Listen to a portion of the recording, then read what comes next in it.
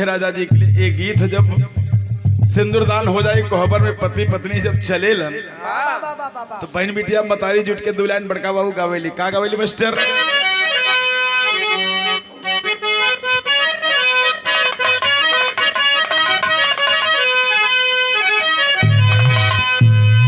कि धीरे चला धीरे चला पौआ भारी रघुबरी।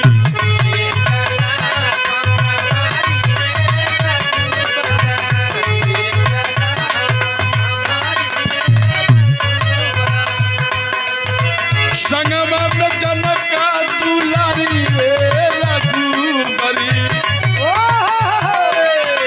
संगमा में जनका दुलारी रघुबर दुलारी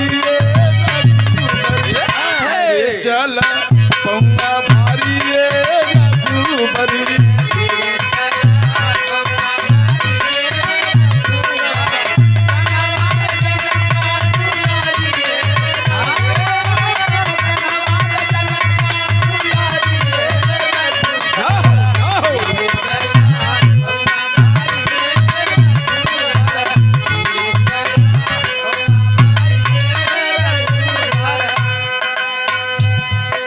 से सुनिएगा इस गीत को। कभी के कलम की लेखनी है, कभी का कलम हरकत करत बा। आज के बाद साधु राजा जी के लिए राम जैसन दुल्हा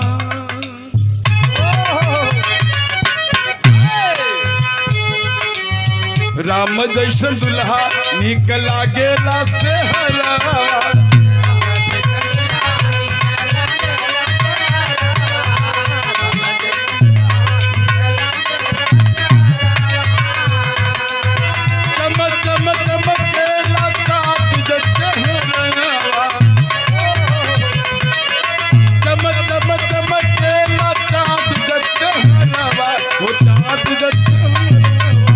राम जैसन दुल्हा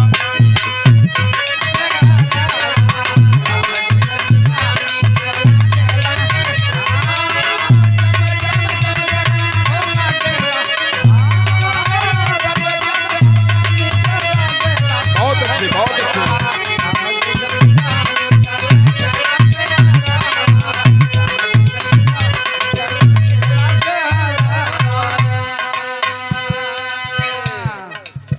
महफिल के सिरताज, महफिल के शहंशाह, आज के बादशाह दुल्हे राजा जी को मर्यादा पुरुषोत्तम भगवान श्री राम की उपाधि मिलल।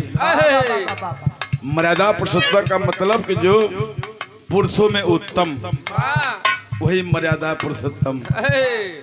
राम जैसन दुल्हा निक लागेला सेहरवा, चमचम चमकेला चाँद जस चेहरवा। आज के दुल्हे राजा को जब राम को उपाधि मिलल, सर पर सेहरा बदल, जीजा जी सर पर सेहरा सजा दिलन, फूफा जी सर पर सेहरा सजा दिलन। एक कदम ड्योढ़ी पर एक ठे बहरे हो पहुंचल के माता कौशल्या जैसे अचरा ओढ़ली।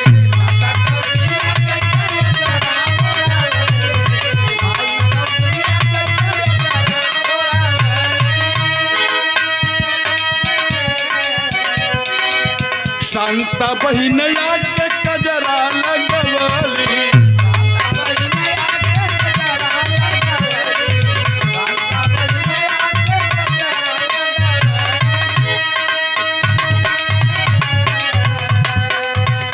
माता कौशल्या जैसे अचरा ओढ़ौली। भगवान राम के माई का नाम कौशल्या। कौशल्या समान मतारी आके आचर होलस। ए बेटा जब ससुराल में जइहा मान सम्मान के साथ सुंदर दुल्ही लेके अइहा। लेकिन बाबू एक कदम ड्योढ़ी पर एक ठे बहरे जब निकला तो मिलल के बहन। भगवान राम के माई का नाम कौशल्या, उनके बहन का नाम शांता। लोग जानलन कि भगवान राम चारे भाई रहलन, लेकिन उनके रेखे बड़ी प्यारी बहन रहल जेकर नाम शांता बतावल गई, जवने के उत्पत्ति राजा दशरथ के पेट से। वेद की बात है, वेद में भेद नहीं, भेद विद्वानों में होता है। इसलिए कवि ने लिखा,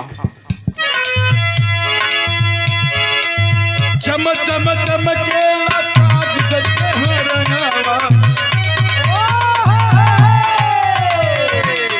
चम चम चमकेला चाँद चेहरावा, ओ चाँद चेहरावा, राम जैसन दुल्हा निकला गेला सेहरावा।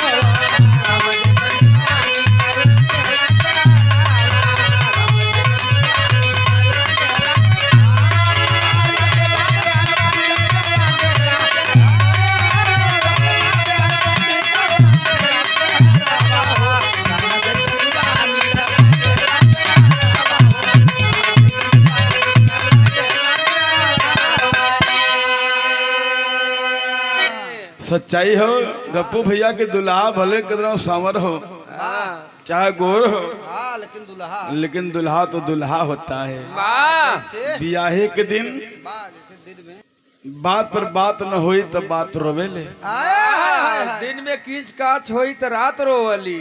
बाराती कितना सुघर हो, अगर बारात में दुल्हा न रहे तो पूरी बारात रोवेले।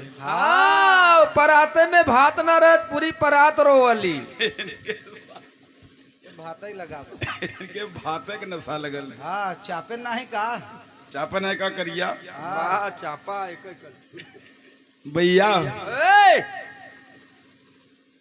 आज के दुल्हे राजा को जब राम को उपाधि तो उनके माई की कौशल्या को उपाधि, बहन के शांता को उपाधि। दुल्हा बड़े समर हो करिया, लेकिन जब सर पर सेहरा बने ले तो चेहरा चमचम चमचम चमके ले। जैसे आज ये बादशाह दुल्हे राजा जी के सर पर सेहरा बदल, चेहरा बड़ा सुंदर लगत है। इतने नहीं, दूसरी लग मास्टर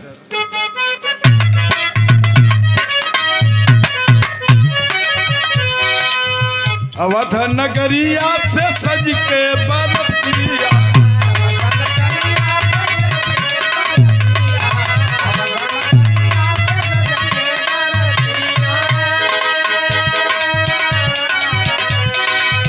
आके पहुंच गई मिथिला धरतिया।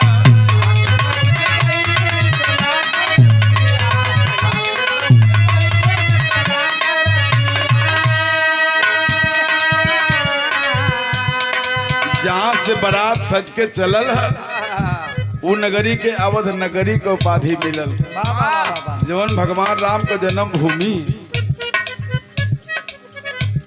अवध नगरिया से सज के बरतिया, आके पहुंच गई यही मिथिला धरतिया।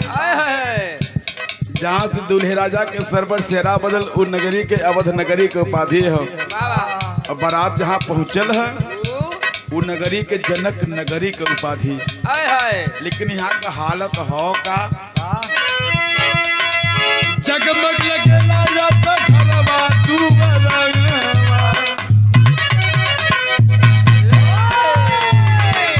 जगमग लगेला राजा घरवा दुआरवा, हो घरवा दुआरवा, राम जैसन दुल्हा निकला गेला सेहरावा।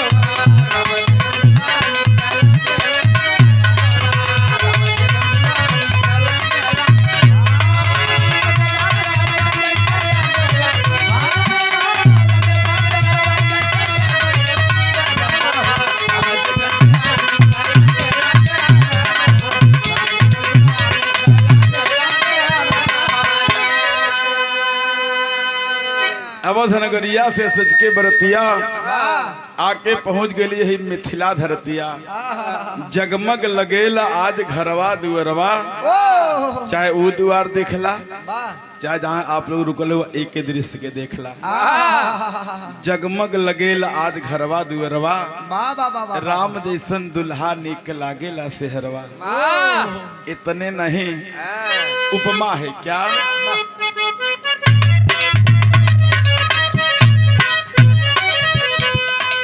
राम रूप दुल्हे राजा दुल्हन जैसे सीता,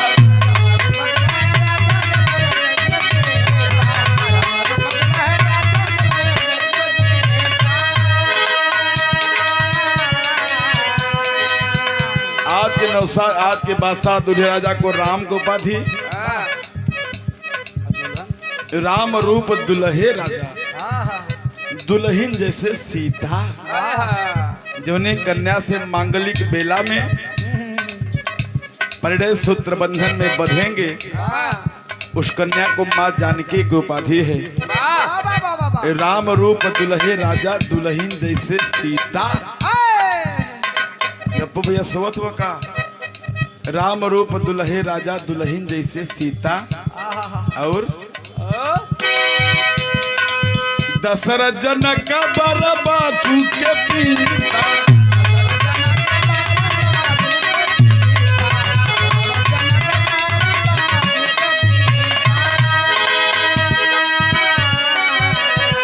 गौर करेंगे मेरे कहने का मतलब बस यही है।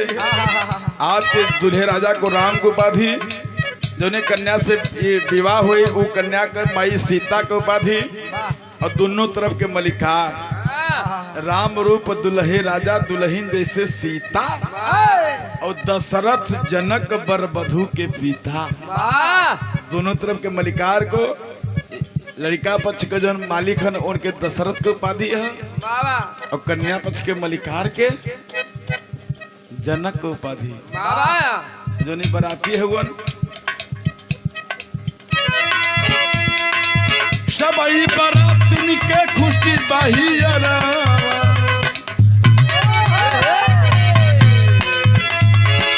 सबई बरातिन के खुशी बहियरा, वो खुशी बहियरा, राम जैसन दुल्हा नीक लागेला तोहरा।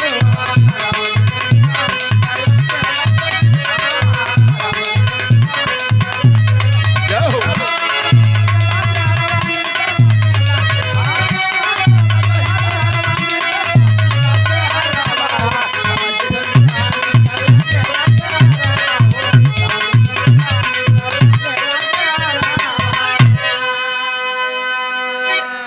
सबही बरातिन के खुशी बाही अरवा, वाह राम जैसन दुल्हा नीक लागेला सेहरवा। आए इतने नहीं, वाह आखिरी लाइन का मास्टर,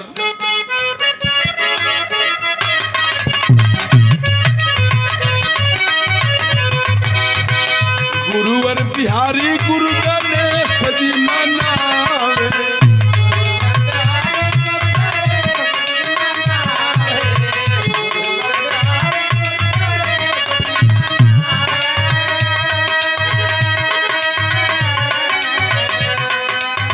जमुना समरई है असरा लगावे,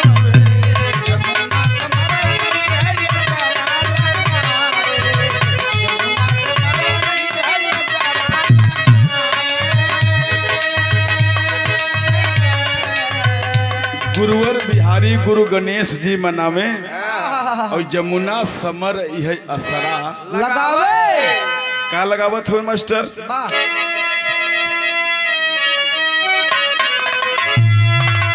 तो सुखी रहे जोड़ा बे, अरे खुशी के लहरवा,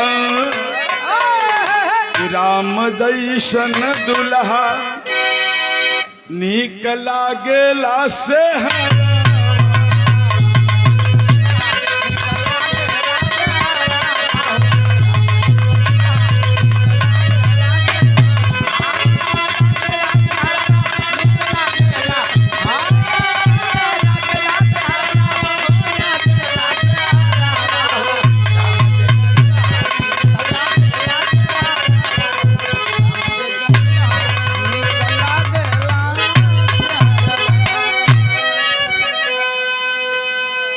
गप्पू भैया